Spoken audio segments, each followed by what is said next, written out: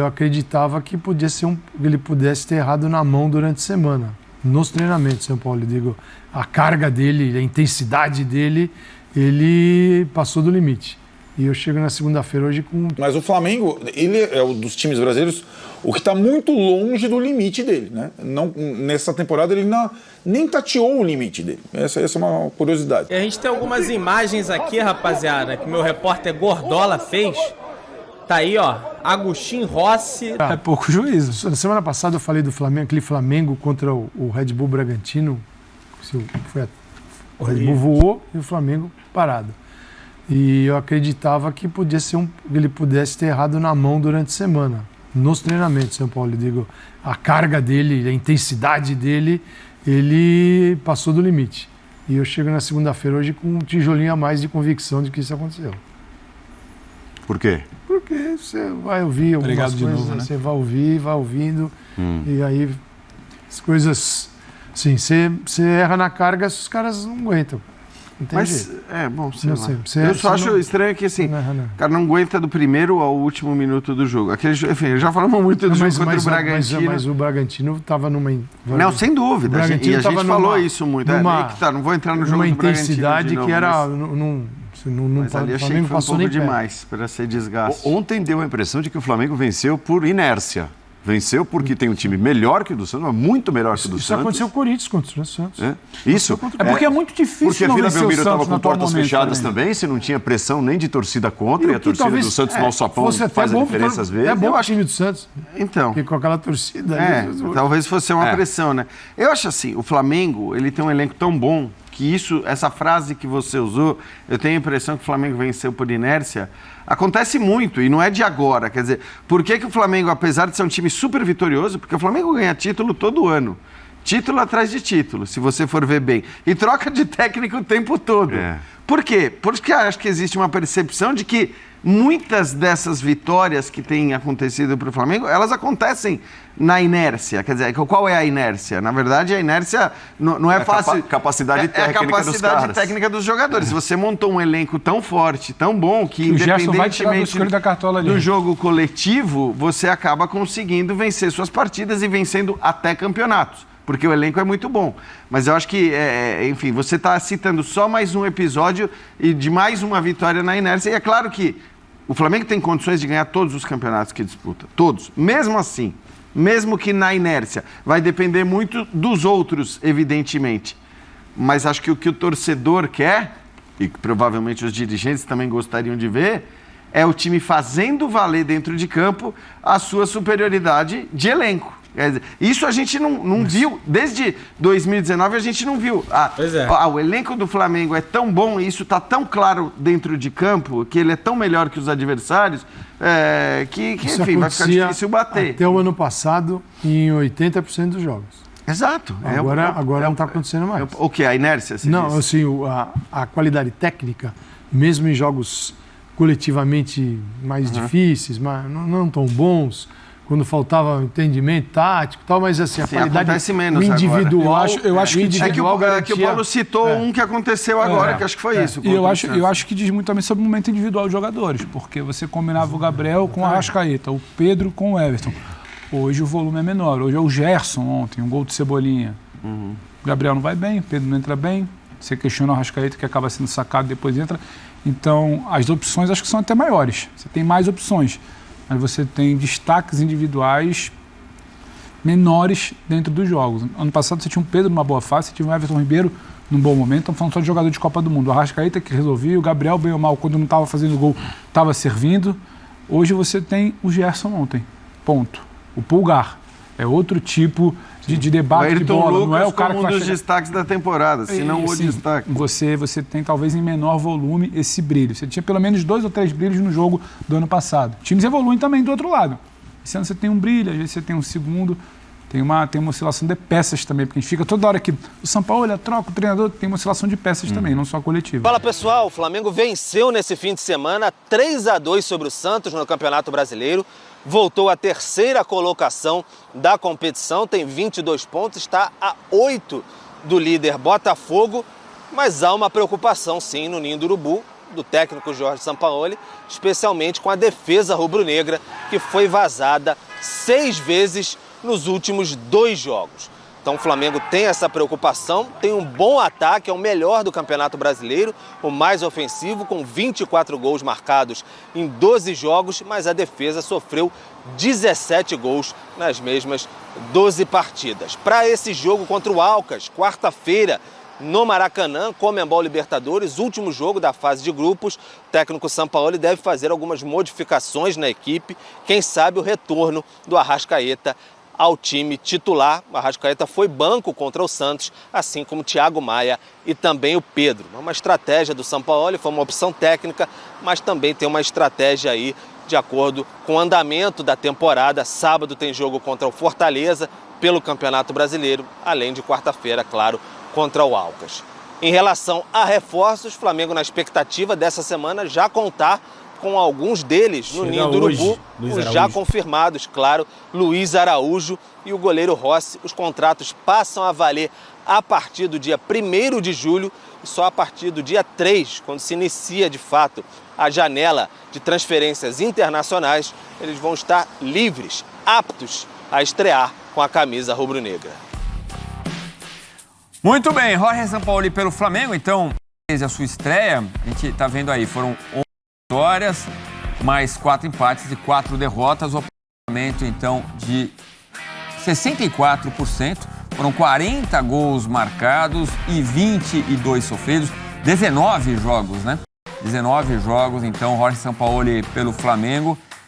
A parada, muita gente ficou na expectativa de um Flamengo que voltaria com mais intensidade, como ele tanto fala, daquele jeito que ele gosta, marcação lá na frente, intensidade, como diria Sampaoli, mas não foi o que se viu, né? Na volta veio a derrota contra o Bragantino. E eu aqui retiro aqui o que eu falei, venceu bem. Não venceu bem, venceu o Santos, mas não foi aquele futebol que o Sampaoli e que o torcedor rubro-negro espera. E aí passa pela defesa que a gente viu na reportagem. É uma grande preocupação para o Sampaoli, né, Antero? E não só do Sampaoli. Você lembra, a gente tem falado disso desde o começo do ano, ainda sob o Vitor Pereira. Com o Flamengo, eu lembro que várias vezes falei aqui em nossos debates ao longo da programação. É um Flamengo que não conseguiu ainda o equilíbrio.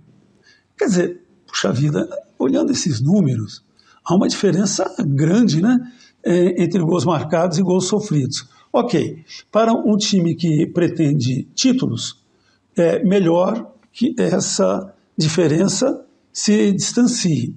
Isso é básico. Mas não é de agora.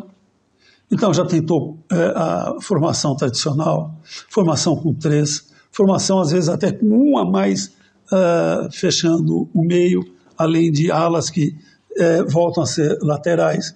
E não houve, até este momento, a fórmula ideal, balanceada. Claro que o Flamengo está na briga brasileiro, como vimos, subindo, na Libertadores, na Copa do Brasil. Então, há títulos grandes em jogo e o Flamengo está nessa corrida. Talvez o que ele precise é isso, é ter uma maneira defensiva, aí não vai só zaga, ala, não vão zagueiros e alas, mas todo um sistema que lhe dê mais equilíbrio. Fosse melhor ver esses mesmos 40 gols e não marcados e não os 22 sofridos, talvez 14, 13, aí uma diferença sensacional. É preciso analisar sistema de jogo, é preciso considerar adversários, é preciso levar em conta o momento de quem tem entrado, como está e que funções esses jogadores têm exercido. O desafio de quem é? Meu? Não, é do Sampaoli. Sampaoli elogiou a posse do balão, a posse de bola, que é uma coisa que ele quer, né? Que o Flamengo trabalhe a bola. E aí o Santos teve menos posse de bola, o Flamengo teve mais. Mas daí a ser um grande jogo, não foi, né? O Flamengo realmente não foi. Não se apresentou muito bem, mas essa estratégia de poupar jogadores visando o jogo da Libertadores me parece correta e acabou dando resultado, né, Antero? Deu. Olha, Edu, vamos lá. Você sabe algo que influencia num jogo? Público.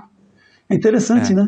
A gente olha um jogo sem público, como foi ontem, como foi agora há pouco, o jogo do Vasco com o Cuiabá, sempre dá a sensação também de uma queda.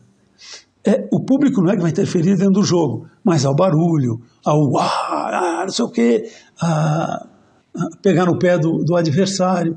Então, nós vimos durante o auge da pandemia, aquela coisa meio, a sensação de treino. Eu não sei se você tem isso em fã de esporte, eu tenho. Aquela coisa que fala, a gente ouve os jogadores, os técnicos falando com eles, então dá aquela coisa um tanto esvaziada. Parte técnica à parte. Bom, dar um descansinho para alguém, vale. Eu sei, não vamos bobear, o Flamengo se classifica, segue adiante, é um dos concorrentes ao título. Mas é bom ficar prevenido. Mas para mim a casca de banana é no fim de semana o jogo com Fortaleza. Time chato, o Leão, no melhor sentido da palavra. O time do Flamengo, claramente, ele muda muito o comportamento dos jogos de mata-mata para pontos corridos, né? Alguns jogos parece que até uma certa preguiça. É só pegar o número de finalizações que o Flamengo sofre. Nos 3 últimos jogos do Campeonato Brasileiro, uma média de 24 finalizações por jogo contra a meta do Flamengo. Nos 3 últimos jogos de mata-mata, que foi Fluminense, Racing e Fluminense, 8. Ou seja, triplica. Porque concede muito mais espaço, porque joga de uma marcação mais frouxa, não compete, não marca, não desarma. E no jogo de mata-mata, o Fluminense é o time o melhor do Brasil, é favorito. Os caras se motivaram. Contra o Racing, jogo importante ali para não ser eliminado da Libertadores, é outra motivação. E é um absurdo isso, porque o jogador tem que estar motivado para tudo quanto é jogo. Eles são muito bem remunerados. É o elenco mais caro do Brasil. E ontem eles conseguiram, o que eu acho um absurdo, um ambiente que não tem torcida, o Santos em crise, conseguiram complicar um jogo contra um Santos tão frágil que, assim, dá até pena. O time do Santos não tem nada. E agora o Paulo Turra é o técnico, vai ter que começar um trabalho, porque se existir alguma coisa com o Odair, não tem mais. Na derrota do Corinthians já foi um time estéril, que não ameaçou, né? Segundo tempo ali com a bola, o Corinthians se defendeu, não correu riscos praticamente, uma bola ou outra.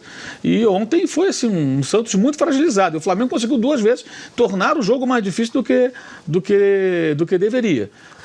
É um cenário bem preocupante para o Santos, eu acho bem difícil, e ainda mais com essa situação, não poder jogar no seu estádio, não ter torcida ao lado. Você imagina, né, o clima na Vila Belmiro que é. E em relação ao Flamengo, só um pitaco. É impressionante como o Flamengo ainda não jogou bem, mas está bem colocado nas 3 frentes ainda. Então a gente tem a impressão que se o Flamengo conseguir evoluir como equipe, como mobilização e tal, ele tem condição de ir longe. Ele está em 3º no Brasileiro. Olha, vou te falar sério, o brasileiro do Flamengo não jogou nada no Brasileiro até agora. Nada. Assim, tá no... Dá pra tirar, já está em 3º. Então tem muito ponto. Vai se classificar em 2º lugar na Libertadores provavelmente, então está na briga. E na Copa do Brasil tem o Atlético Paranaense, que é páreo duro e tal. Mas o Flamengo, ele é um dos times brasileiros o que está muito longe do limite dele, né? Não, nessa temporada ele nem tateou o limite dele. Essa é uma curiosidade. Bom, a rodada de final de semana foi amarga para os paulistas. Falamos da derrota do Palmeiras, do Santos. O nosso segundo bloco vem aí, terá como destaque o Corinthians. E a gente tem algumas imagens aqui, rapaziada, que meu repórter Gordola fez. Tá aí, ó, Agustin Rossi, novo goleiro do Flamengo, chegou ontem à noite aí no Rio de Janeiro. Olha aí as imagens do novo goleiro do Flamengo. Ele acabou que não falou com a imprensa, tá? Mas já se apresenta aí ao Flamengo e a partir do dia 3 já pode ser relacionado para as partidas. O goleiro Agustin Rossi já chegando ao Brasil, tá aí ele se dirigindo ao carro, tá? Para ir rumo ao hotel, né? A residência que ele já deve ter viabilizado.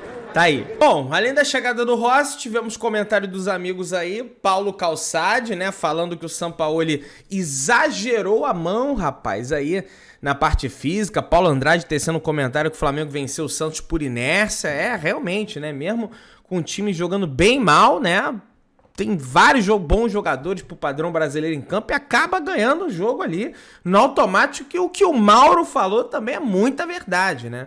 Falta ali, os caras escolhem jogo, dá pra ver isso. Vejo as partidas que o Flamengo fez contra o Fluminense, sabe? É evidente que o time escolhe jogo, né? É um fato constatado. isso, né? Meu parceiro, dá aquela moral, se inscreva no canal, aciona o sino da notificação, deixa o seu like, tamo junto, saudações rubro-negras.